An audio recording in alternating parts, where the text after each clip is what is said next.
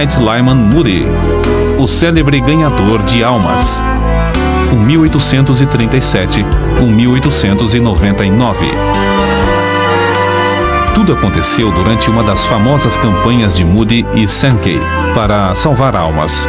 A noite de uma segunda-feira tinha sido reservada para um discurso dirigido aos materialistas.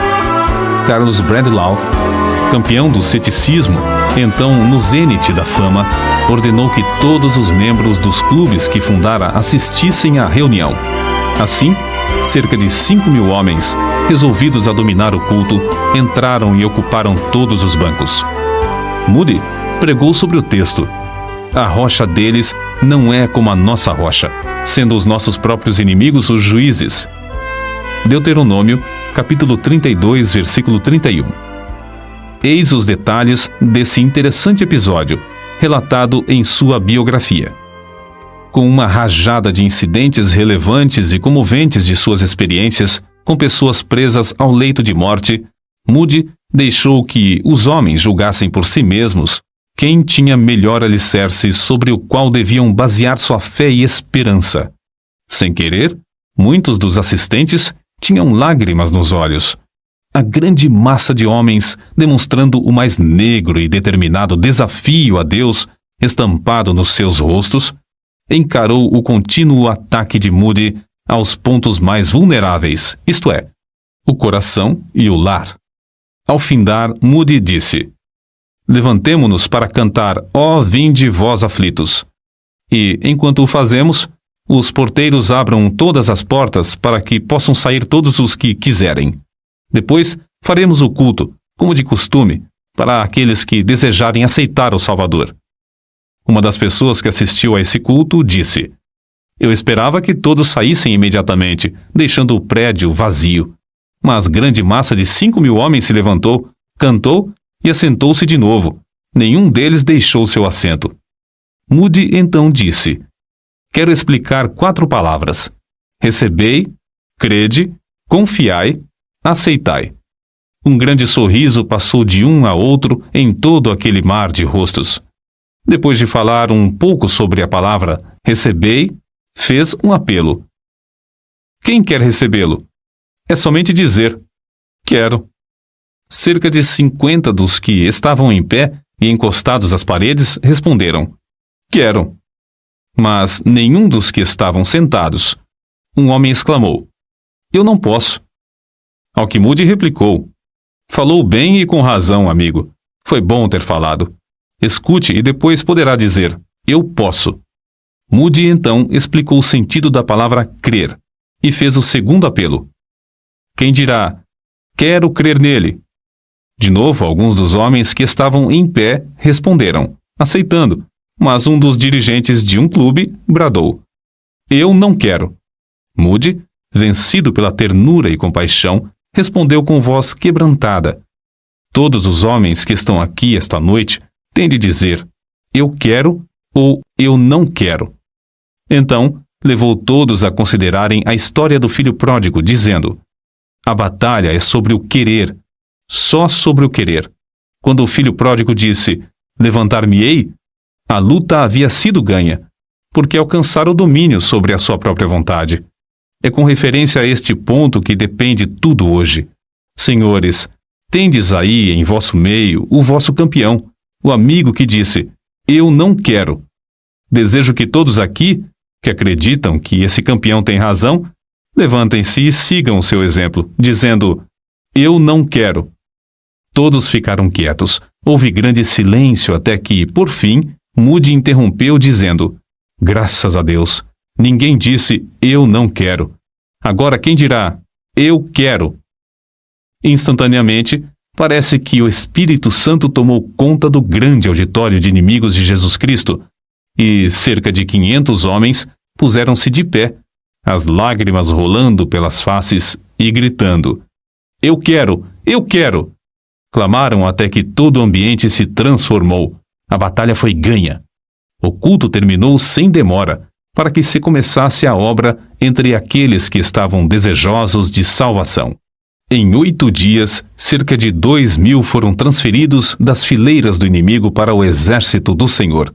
pela rendição da vontade. Os anos que se seguiram provaram a firmeza da obra, pois os clubes nunca se ergueram. Deus, na sua misericórdia e poder, os aniquilou por seu evangelho. Um total de 500.000 preciosas almas ganhas para Cristo é o cálculo da colheita que Deus fez por intermédio de seu humilde servo, Dwight Lyman Moody. R.A. Torrey, que o conheceu intimamente, considerava-o com razão o maior homem do século XIX, isto é, o homem mais usado por Deus para ganhar almas. Não é exagero dizer que, hoje em dia, muitas décadas depois de sua morte, os crentes se referem ao seu nome mais do que a qualquer outro nome depois dos tempos dos apóstolos. Que ninguém julgue, contudo, que Dwight Lyman Moody era grande em si mesmo ou que tinha oportunidades que os demais não têm. Seus antepassados eram apenas lavradores que viveram por 7 gerações, ou 200 anos, no Vale do Connecticut, nos Estados Unidos. Dwight nasceu a 5 de fevereiro de 1837, de pais pobres, o 6º entre 9 filhos. Quando era ainda pequeno, seu pai faleceu, e os credores tomaram conta do que ficou, deixando a família destituída de tudo, até da lenha para aquecer a casa em tempo de intenso frio. Não há história que comova e inspire tanto quanto a daqueles anos de luta da viúva, mãe de Dwight. Poucos meses depois da morte de seu marido, nasceram-lhe gêmeos, e o filho mais velho tinha apenas 12 anos. O conselho de todos os parentes foi que ela entregasse a prole para outros criarem. Mas com invencível coragem e santa dedicação a seus filhos, ela conseguiu criar todos os 9 no próprio lar. Guarda-se ainda, como tesouro precioso, sua Bíblia com as palavras de Jeremias capítulo 49, versículo 11, sublinhadas. Deixa os teus órfãos, eu os conservarei em vida, e confiem em mim, tuas viúvas. Pode-se esperar outra coisa a não ser que os filhos ficassem ligados à mãe e que crescessem para se tornarem homens e mulheres que conhecessem o mesmo Deus que ela conhecia? Assim se expressou Dwight, ao lado do ataúde de sua mãe, quando ela faleceu com a idade de 90 anos. Se posso conter-me, quero dizer algumas palavras. É grande honra ser filho de uma mãe como ela. Já viajei muito, mas nunca encontrei alguém como ela. Ligava a si seus filhos de tal maneira que representava um grande sacrifício para qualquer deles afastar-se do lar. Durante o primeiro ano, depois que meu pai faleceu, ela adormecia todas as noites chorando. Contudo, estava sempre alegre e animada na presença dos filhos. As saudades serviam para chegá-la mais perto de Deus. Muitas vezes eu me acordava e ela estava orando. Às vezes, chorando. Não posso expressar a metade do que desejo dizer. Aquele rosto, como é querido! Durante 50 anos, não senti gozo maior do que o gozo de voltar a casa. Quando estava ainda a 75 quilômetros de distância, já me sentia tão inquieto e desejoso de chegar que me levantava do assento para passear pelo carro até o trem chegar à estação. Se chegava depois de anoitecer, sempre olhava para ver a luz na janela da minha mãe. Senti-me tão feliz esta vez por chegar a tempo de ela ainda me reconhecer. Perguntei-lhe: Mãe, me conhece? Ela respondeu: Ora, se eu te conheço. Aqui está sua Bíblia. Assim gasta, porque é a Bíblia do lar. Tudo o que ela tinha de bom veio deste livro. E foi dele que nos ensinou. Se minha mãe foi uma bênção para o mundo, é porque bebia desta fonte. A luz da viúva brilhou do outeiro durante 50 anos. Que Deus a abençoe, mãe. Ainda a amamos. Adeus, por um pouco, mãe. Ao contemplar o êxito de Dwight Lyman Moody, somos constrangidos a acrescentar: quem pode calcular as possibilidades de um filho criado num lar onde os pais amam sinceramente ao Pai Celestial, a ponto de chamar diariamente todos os filhos para escutarem a sua voz na leitura da Bíblia e reverentemente clamarem a ele em oração?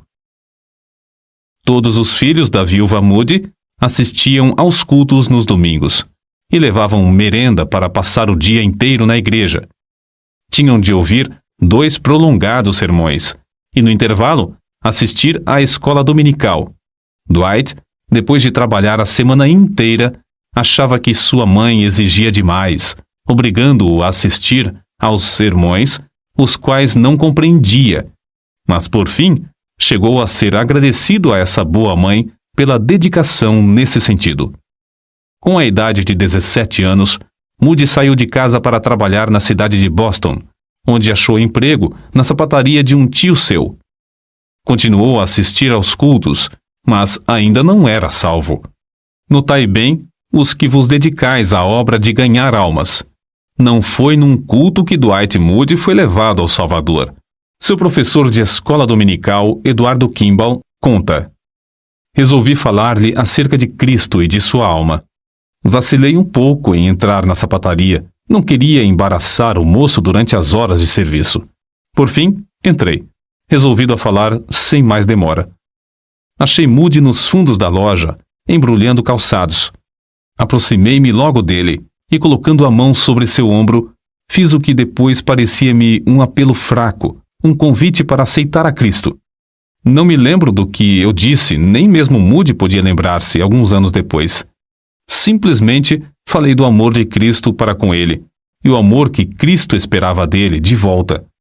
Parecia-me que o moço estava pronto para receber a luz que o iluminou naquele momento, e lá nos fundos da sapataria entregou-se a Cristo. Na história dos crentes, através dos séculos, não há crente que fosse, no zelo, menos remisso, e no espírito, mais fervoroso em servir ao Senhor, desde a conversão até o dia da morte, do que Moody de Northfield. Quantas vezes depois o Sr. Kimball dava graças a Deus por não ter sido desobediente à visão celestial. Qual teria sido o resultado se não tivesse falado ao moço naquela manhã na sapataria? Era costume das igrejas daquela época alugarem os assentos.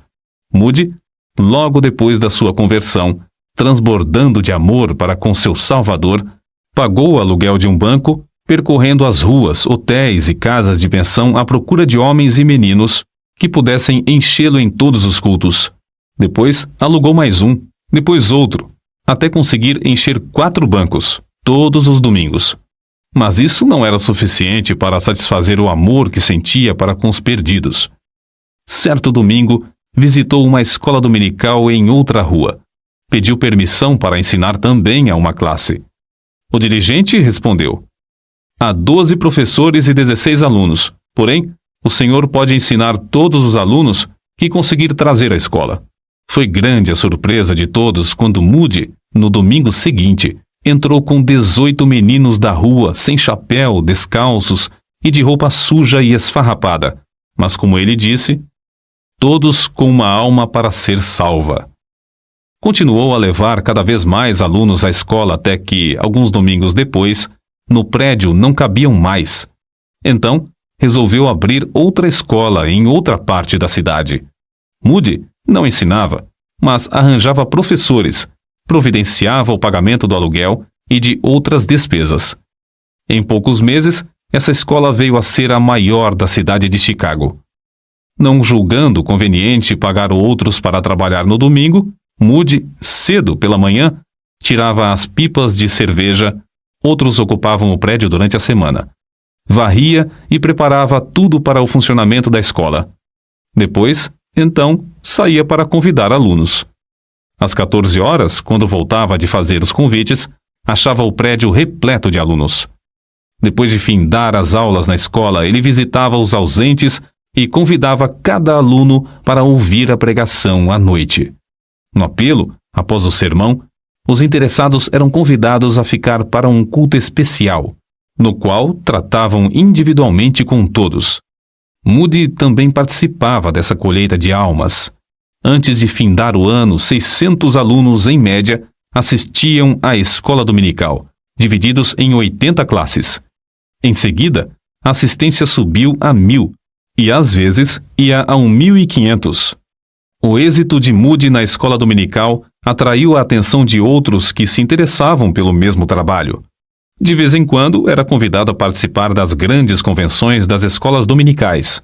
Certa vez, depois de Moody haver falado numa convenção, Um orador censurou-o severamente por não saber dirigir-se a um auditório.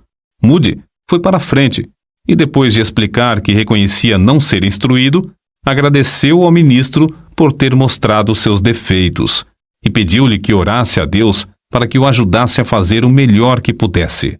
Ao mesmo tempo que Moody se aplicava à escola dominical com tais resultados, esforçava-se também no comércio, todos os dias. O grande alvo da sua vida era vir a ser um dos principais comerciantes do mundo, um multimilionário. Não tinha mais de 23 anos e já havia conseguido juntar $7.000. Mas seu Salvador tinha um plano ainda mais nobre para seu servo. Certo dia, um dos professores da escola dominical entrou na sapataria onde Moody negociava. Informou de que estava tuberculoso e que, desenganado pelo médico, resolvera voltar para Nova York e aguardar a morte. Confessou-se muito perturbado, não porque tinha de morrer, mas porque até então não conseguira levar ao Salvador nenhuma das moças da sua classe de escola dominical. Moody, profundamente comovido, sugeriu que visitassem juntos as moças em suas casas, uma por uma. Ao visitarem uma, o professor falou-lhe seriamente acerca da salvação da sua alma. A moça deixou seu espírito leviano e começou a chorar, entregando-se ao Salvador. Todas as outras moças que foram visitadas naquele dia fizeram o mesmo. Passados 10 dias, o professor foi novamente à sapataria. Com grande gozo informou a Moody que todas as moças se haviam entregado a Cristo. Resolveram então convidar todas para um culto de oração e despedida na véspera da partida do professor para Nova York. Todos se ajoelharam e Moody, depois de fazer uma oração, estava para se levantar quando uma das moças começou também a orar. Todos oraram, suplicando a Deus em favor do professor.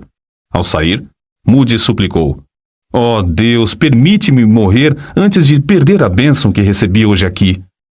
Moody, mais tarde, confessou: "Eu não sabia o preço que tinha de pagar como resultado de haver participado na evangelização individual das moças. Perdi todo o jeito de negociar. Não tinha mais interesse no comércio. Experimentara um outro mundo e não mais queria ganhar dinheiro. Oh, delícia de levar uma alma das trevas deste mundo à gloriosa luz e liberdade do Evangelho." Então, não muito depois de casar-se, com a idade de 24 anos, Moody deixou um bom emprego cujo salário era de $5.000 por ano, um salário fabuloso naquele tempo, para trabalhar todos os dias no serviço de Cristo, sem ter promessa de receber um único cêntimo. Depois de tomar essa resolução, apressou-se a ir à firma B.F. Jacobs e Companhia, onde, muito comovido, anunciou: "Já resolvi empregar todo o meu tempo no serviço de Deus." "Como vai manter-se?" "Ora, Deus me suprirá de tudo, se Ele quiser que eu continue, e continuarei até ser obrigado a desistir." É muito interessante notar o que ele escreveu não muito depois, a seu irmão Samuel: "Caro irmão, as horas mais alegres que já experimentei na terra foram as que passei na obra da escola dominical. Samuel, arranja uma classe de moços perdidos, leva-os à escola dominical, pede a Deus sabedoria e instrui-os no caminho da vida eterna." Ao mesmo tempo em que Moody descrevia sua alegria, foi obrigado a deixar a pensão, a alimentar-se mais simplesmente e a dormir num dos bancos do salão. Acerca de seu desprendimento ao dinheiro, R.A. Torrey fez esta observação: "Ele, Moody, disse-me que, se tivesse aceitado lucros provenientes da venda dos inários por ele publicados, eles somariam $1 milhão. Porém, Moody recusou-se a tocar naquele dinheiro, embora por direito fosse seu. Numa certa cidade visitada por Moody nos últimos dias de sua vida, estando eu em sua companhia, foi publicamente anunciado que ele não aceitaria qualquer recompensa por seus serviços. O fato era que ele quase não tinha outros meios de sustento, senão aquilo que recebia nas suas conferências. Não desejava métodos sensacionais, mas usou os mesmos métodos humildes até o fim da vida. Sermão dirigido direto aos ouvintes, Aplicação prática da mensagem do Evangelho à necessidade individual. Solos cantados sob a unção do Espírito. Apelo para que o perdido se entregasse imediatamente. Uma sala ao lado para onde levava os que se achavam em dificuldades em aceitar a Cristo. Estímulo a que os salvos trabalhassem entre os interessados e recém-convertidos. 1 hora de oração ao meio-dia, diariamente, e cultos que duravam dias inteiros.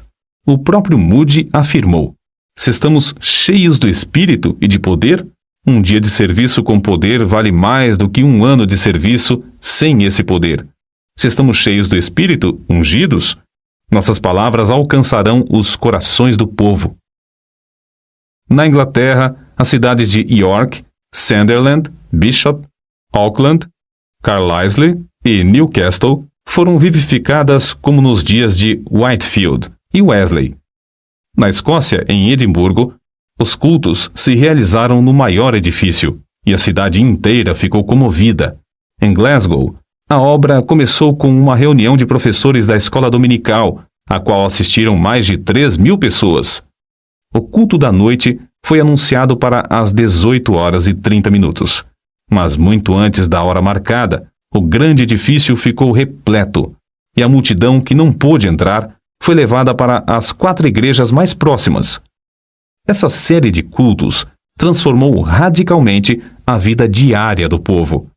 Na última noite, Sankey cantou para 7.000 ouvintes que estavam dentro do edifício, e Moody, sem poder entrar no auditório, subiu numa carruagem e pregou para as 20.000 pessoas que se achavam congregadas do lado de fora. O coral cantou os hinos de cima de um galpão. Em um só culto, mais de 2.000 pessoas responderam ao apelo para se entregarem definitivamente a Cristo. Durante o verão, pregou em Aberdeen, Montrose, Brechin, Forfar, Huntly, Inverness, Arbroath, Fan, Nairn, Elgin, Ferris, Grantown, Keith, Rothesay e Campbellton. Muitos milhares assistiam a todos os cultos. Na Irlanda, Moody pregou nos maiores centros com os mesmos resultados, como na Inglaterra e Escócia. Os cultos em Belfast continuaram durante 40 dias.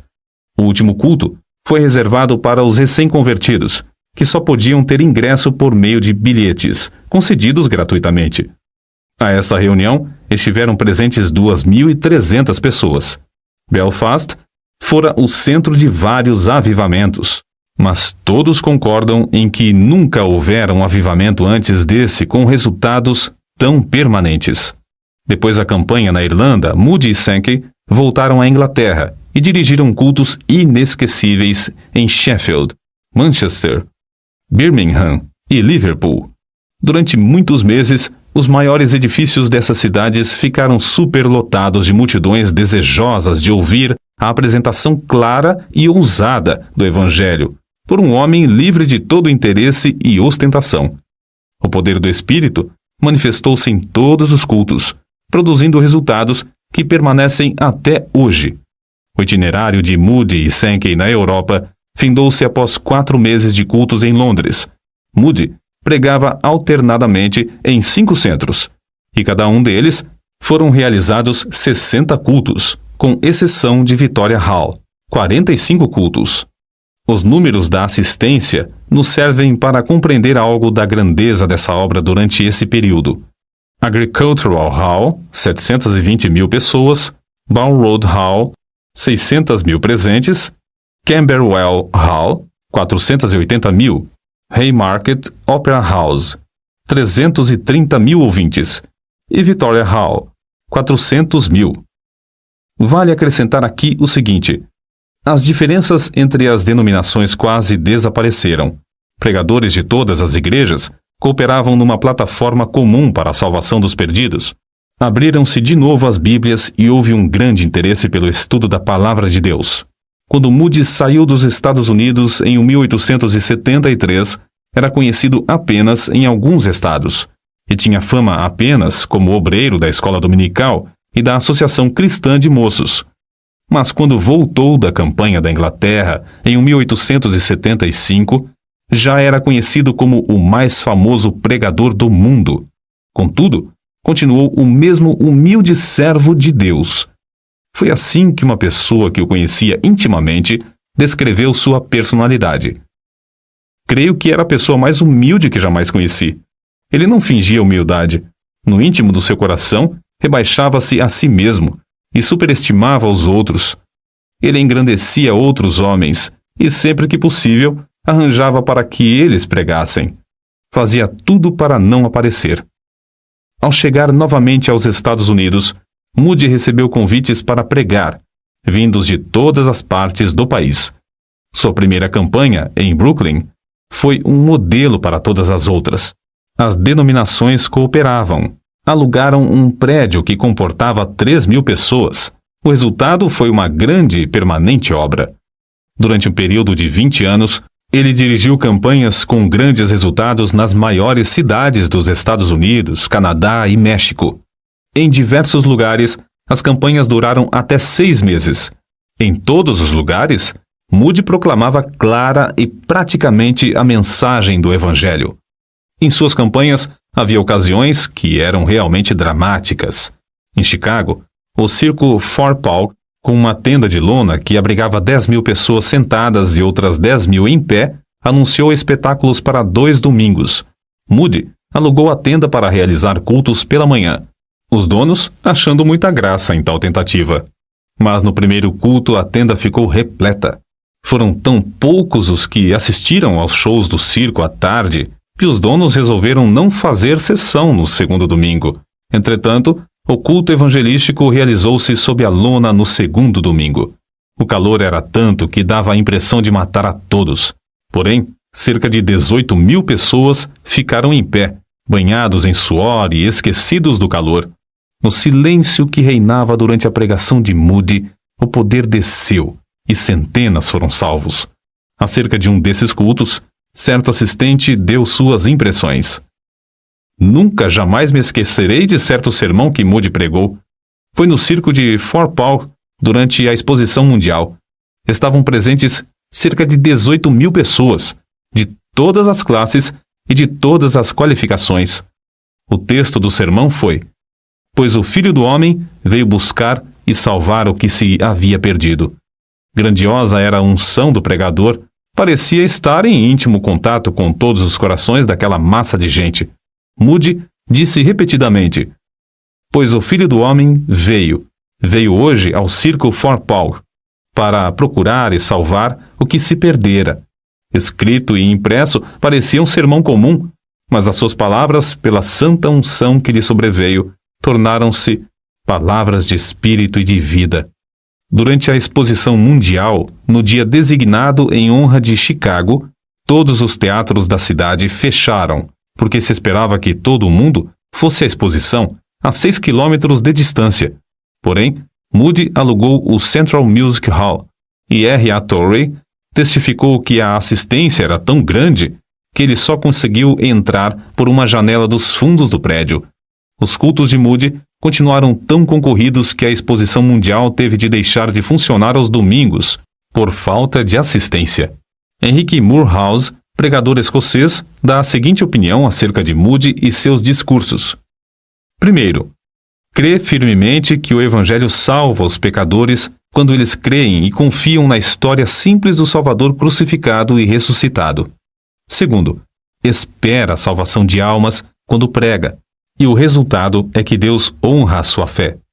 Terceiro, prega como se jamais fosse realizar outro culto, e como se os pecadores nunca mais tivessem a oportunidade de ouvir o som do Evangelho. Seus apelos à decisão, agora mesmo, são comoventes. Quarto, consegue levar os crentes a trabalhar com os interessados depois do sermão. Insiste em que perguntem aos que estão assentados ao lado se são salvos ou não. Tudo na sua obra é muito simples. Aconselhe os obreiros da seara do Senhor a aprenderem de nosso amado irmão algumas lições preciosas sobre a tarefa de ganhar almas. O Dr. Dale se pronunciou desta forma: acerca do poder de Moody, acho difícil falar. É tão real e ao mesmo tempo tão diferente do poder dos demais pregadores que não sei descrevê-lo. Sua realidade é inegável. Um homem que pode cativar o interesse de um auditório de 3 a 6 mil pessoas por meia hora, de manhã, por 40 minutos, de novo ao meio-dia, e de um terceiro auditório de 13 mil a 15 mil, durante 40 minutos à noite, deve ter um poder extraordinário. Acerca desse poder maravilhoso, Torrey também testificou. Várias vezes tenho ouvido diversas pessoas dizerem que viajaram grandes distâncias para ver e ouvir Dwight Lyman Moody, e que ele, de fato, é um maravilhoso pregador. Sim, ele era, em verdade, um maravilhoso pregador. Considerando tudo, o mais maravilhoso que eu jamais ouvi. Era grande o privilégio de ouvi-lo pregar, como só ele sabia pregar. Contudo, conhecendo-o intimamente, quero testificar que Moody era maior como intercessor do que como pregador. Enfrentando obstáculos aparentemente invencíveis, ele sabia vencer todas as dificuldades. Sabia e cria no mais profundo de sua alma que não havia nada demasiadamente difícil para Deus fazer e que a oração podia conseguir tudo o que Deus pudesse realizar. Grifo do autor. Certo dia, na sua grande campanha em Londres, Moody estava pregando num teatro repleto de pessoas da alta sociedade, e entre elas havia um membro da família real. Moody levantou-se e leu Lucas capítulo 4, versículo 27. E havia muitos leprosos em Israel no tempo do profeta Eliseu. Ao chegar a palavra Eliseu, ele não a podia pronunciar, e começou a gaguejar e balbuciar. Começou a ler o versículo de novo, mas de novo não podia passar adiante. Experimentou a terceira vez, e falhou pela terceira vez. Então, fechou o livro e, muito comovido, olhou para cima, dizendo: "Ó Deus, use esta língua de gago para proclamar Cristo crucificado a este povo." Desceu sobre ele o poder de Deus a ponto de derramar sua alma em tal torrente de palavras que o auditório inteiro ficou como que derretido pelo fogo divino.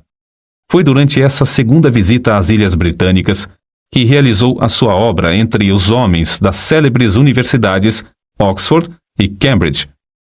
É uma história muitas vezes repetida de como ele, sem instrução, mas com a graça de Deus e diplomacia, venceu a censura e fez entre os intelectuais o que alguns consideram a maior obra da sua vida. Apesar de Moody não ter instrução acadêmica, reconhecia o grande valor da educação e sempre aconselhava a mocidade a se preparar para manejar bem a palavra de Deus. Reconhecia a grande vantagem da instrução também para os que pregam no poder do Espírito Santo. Existem ainda hoje 3 grandes monumentos às suas convicções nesse ponto. As 3 escolas que ele fundou: o Instituto Bíblico em Chicago, com 38 prédios e 16 mil alunos matriculados nas aulas diurnas, noturnas e em cursos por correspondência; o Northfield Seminary, com 490 alunos, e a Escola Bíblica Monte Hermon, com 500 alunos. Entretanto, ninguém se engane, como alguns desses alunos e como diversos crentes entre nós, pensando que o grande poder de Moody era mais intelectual do que espiritual. Sobre esse ponto, ele mesmo falava com ênfase. Para maior clareza, citamos o seguinte trecho de seus Short Talks. Não conheço coisa mais importante que a América precise do que de homens e mulheres inflamados com o fogo do céu. Nunca encontrei um homem ou uma mulher inflamados com o Espírito de Deus que fracassassem. Creio que isso seja mesmo impossível. Tais pessoas nunca se sentem desanimadas. Avançam mais e se animam mais e mais. Amados, se não tendes essa iluminação, resolvei adquiri-la e orai: ó Deus, ilumina-me com o teu Espírito Santo. Nos registros de R.A. Torrey, podemos ver nitidamente como era o espírito dessas escolas que fundou.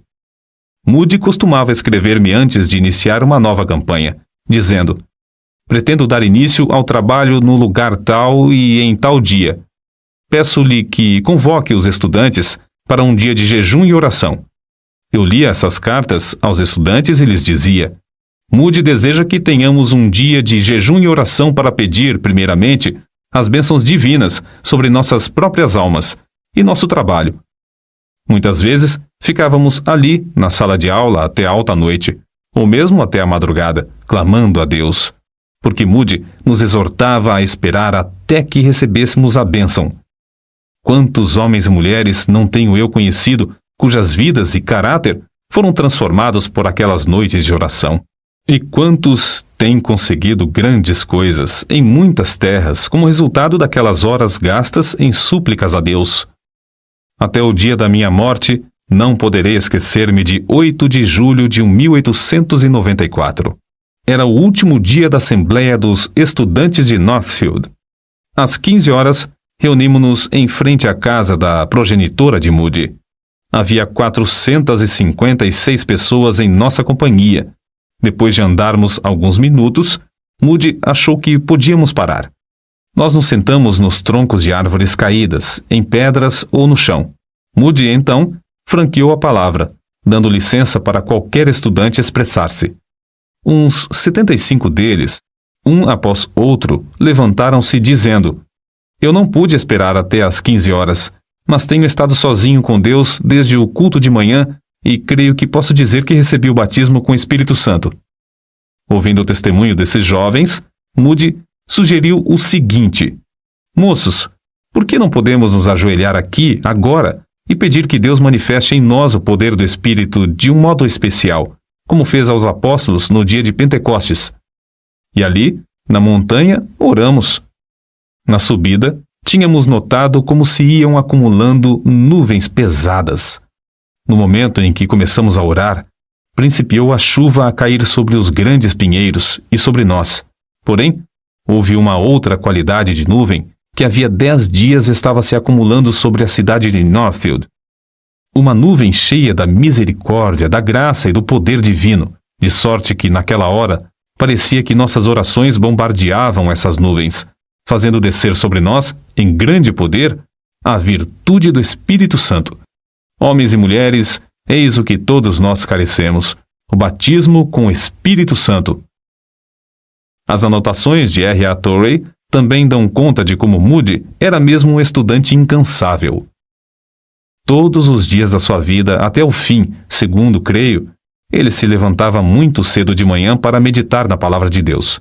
Costumava deixar sua cama às 4 horas da madrugada, mais ou menos, para estudar a Bíblia. Um dia ele me disse: Para estudar, preciso me levantar antes que as outras pessoas acordem. Ele se fechava num quarto afastado do resto da família, sozinho com a sua Bíblia e com o seu Deus. Pode-se falar em poder, porém, ai do homem que negligenciar o único livro dado por Deus, que serve de instrumento por meio do qual ele dá e exerce seu poder. Um homem pode ler inúmeros livros e assistir a grandes convenções. Pode promover reuniões de oração que duram noites inteiras, suplicando o poder do Espírito Santo, mas se tal homem não permanecer em contato íntimo e constante com um único livro, a Bíblia, não lhe será concedido o poder. Se já tem alguma força, não conseguirá mantê-la, senão pelo estudo diário, sério e intenso desse livro. Tudo no mundo tem de findar. Chegou o tempo também para Dwight Lyman Moody findar o seu ministério aqui na Terra. Em 16 de novembro de 1899, no meio de sua campanha em Kansas City, com auditórios de 15.000 pessoas, pregou seu último sermão. É provável que soubesse que seria o último. Certo é que seu apelo era ungido com poder vindo do alto, e centenas de almas foram ganhas para Cristo. Para a nação, a sexta-feira, 22 de dezembro de 1899, foi o dia mais curto do ano, mas para Dwight Lyman Moody, foi o dia que clareou, foi o começo do dia que nunca findará. Às 6 horas da manhã, dormiu um ligeiro sono. Então, os seus queridos ouviram-no dizer em voz clara: Se isto é a morte, não há nenhum vale. Isto é glorioso. Entrei pelas portas e vi as crianças, 2 de seus netos já falecidos. A terra recua, o céu se abre perante mim. Deus está me chamando. Então virou-se para sua esposa, a quem ele queria mais do que a todas as pessoas, depois de Cristo, e disse: Tu tens sido para mim uma boa esposa. No singelo culto fúnebre, Torrey, Scofield, Sankey e outros falaram à grande multidão comovida.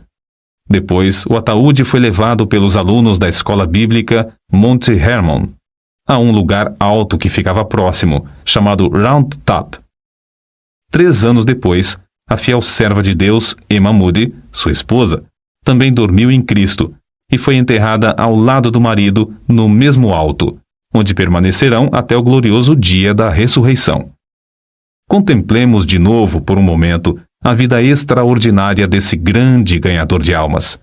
Quando o jovem Moody chorava sob o poder do alto na pregação do jovem Spurgeon, foi inspirado a exclamar: se Deus pode usar Spurgeon, Ele me pode usar também. A biografia de Moody é a história de como ele vivia completamente submisso a Deus. Para esse fim, R.A. Torrey disse: o primeiro fator por cujo motivo Moody foi instrumento tão útil nas mãos de Deus é que ele era um homem inteiramente submisso à vontade divina. Cada grama daquele corpo de 127 quilos pertencia ao Senhor. Tudo o que ele era e tudo o que tinha pertencia inteiramente a Deus. Se nós, tu e eu, ouvinte, queremos ser usados por Deus, temos de nos submeter a Ele absolutamente e sem reservas. Ouvinte, resolve agora, com a mesma determinação e pelo auxílio divino. Se Deus podia usar Dwight Lyman Moody, Ele me pode usar também. Que assim seja. Amém.